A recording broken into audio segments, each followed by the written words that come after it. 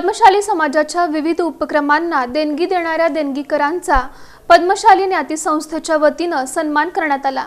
मार्कंडे मंदिर इथं आयोजित या कार्यक्रमाला पंढरपूर येथील श्री विठ्ठल रुक्मिणी मंदिराचे सह अध्यक्ष गहिनीनाथ महाराज औसेकर, खासदार प्रणिती शिंदे, पद्मशाली ज्ञाती संस्थेचे अध्यक्ष सुरेश फलमारी, रामकृष्ण कोंड्याल, जनार्दन कारंपुरी, काँग्रेसचे शहर अध्यक्ष चेतन नरोटे, डॉक्टर माणिक गुर्रम, भाजपचे ज्येष्ठ नेते रामचंद्र जन्मू, मुरलीधर आरकाल, डॉक्टर विजयकुमार आरकाल, अंबादास बिंगी, संतोष सोमा, महांकाळ एलदी, नरसय्या इप्पाकायल, अशोक इंदापुरे यांची प्रमुख उपस्थिती होती।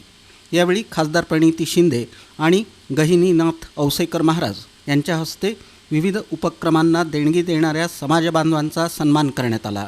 प्रास्ताविक करताना पद्मशाली ज्ञाती संस्थेचे अध्यक्ष सुरेश फलमारी यांनी विविध उपक्रम राबवण्यासाठी समाजबांधवांनी 1 कोटींचा निधी गोळा केल्याचं म्हटलं। गेल्या वर्षी महाराज या ठिकाणी आंध्राचे मुख्यमंत्री रेवंत रेड्डी आले होते।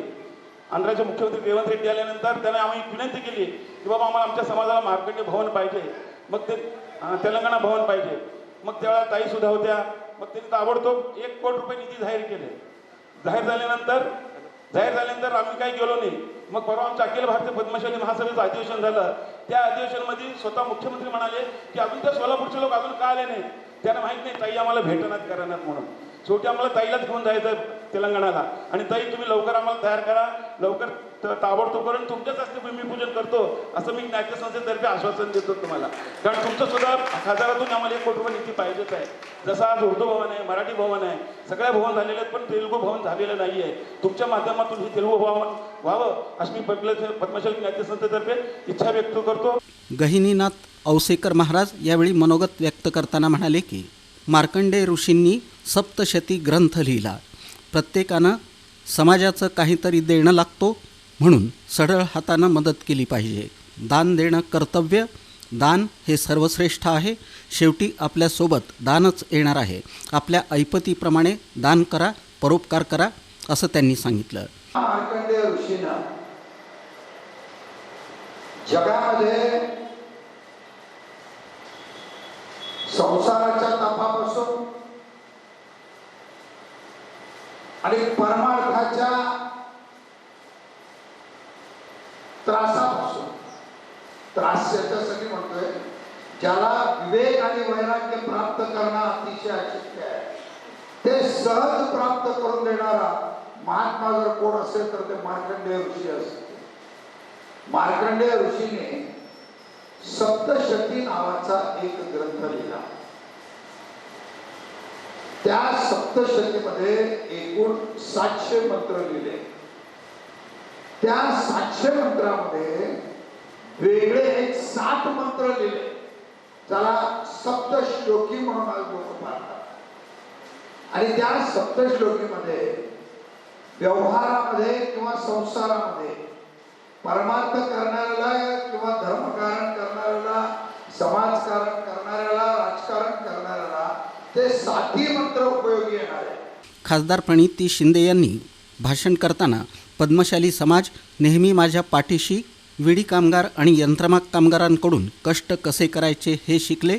कामगारांच्या कष्टाला सलाम, लढण्याची ताकद मिळाली। शेवटच्या श्वासापर्यंत समाजासोबत राहणार। तेलुगू भवन आणि तेलंगणा भवनसाठीचा 1 कोटींचा निधी तेलंगणाचे मुख्यमंत्री रेवंत रेड्डी यांच्याकडून घेऊन येऊ असं त्या म्हणाल्या। हा पूर्ण भाग असेल, हा तेलुगू भाषिक समाज असेल, हा पद्मशाली समाज असेल, नेहमी साहेबांना तर आशीर्वाद आहे, पण वैयक्तिक त्यांच्या मुलीप्रमाणे मला देखील अनेक वर्ष, जवळजवळ 16 वर्ष तुम्ही आशीर्वाद दिला, हे मी कधीच विसरू शकणार नाही। 2009 मध्ये पहिले इलेक्शन, मग 14, मग 19 आणि आता 24 नेहमीच काही वेळा समोरून राहिले, काही वेळा पडद्याच्या मागून काम केले, पण आशीर्वाद नेहमीच सगळ्यांनी दिला आणि देवाचा देखील आशीर्वाद आहे। आणि मी आमच्या इथे बिडी कामगार खूप मोठ्या प्रमाणात आहे, यंत्रमाग कामगार आहे, आणि मी नेहमीच उल्लेख करत असते की जेवढं मी माझ्या बिडी कामगार आकाशचंद्र विद्यांकडून शिकली, तेवढं माझी कोणतीही शाळा किंवा कॉलेज शिकवू शकले नाही। त्यांचे कष्ट, परिस्थितीवर ते मात करून घरी चांदुआ मसाला पप्पू बनवतात. अगदी मंगळवारचा पगार झाल्यानंतर पण घराला खुश ठेवण्यासाठी जेवढं काही दिली कामगाराच्या पगारातून मिळू शकतं तेवढ्यात ते खुश राहत असतात.